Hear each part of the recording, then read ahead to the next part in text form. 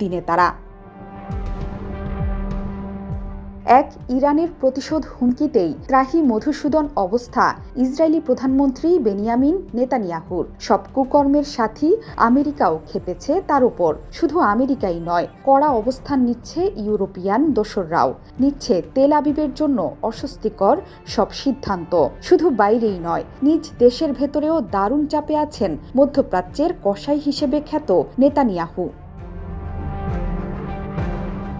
Hamas নিধনের কথা বলে গাজা উপত্যকায় গেল ৬ মাস ধরে শুধু হত্যা আর ধ্বংসযজ্ঞ চালানো ছাড়া আর কিছুই অর্জন করতে পারেনি ইসরায়েল। দেশটির লেলিয়ে দেওয়া হাইনাদের হাতে নিরীহ ফিলিস্তিনি হত্যা আর ধর্ষণ ছাড়া কোনো অর্জনই নেই ইহুদিবাদী রাষ্ট্রটির। হত্যার নেশায় দেশটি এতটাই উন্মাদ হয়ে উঠেছে তারা গাজায় ত্রাণ বিতরণে নিয়োজিত থাকা বিদেশি কর্মীদেরও হত্যা করতে ছাড়ছে না।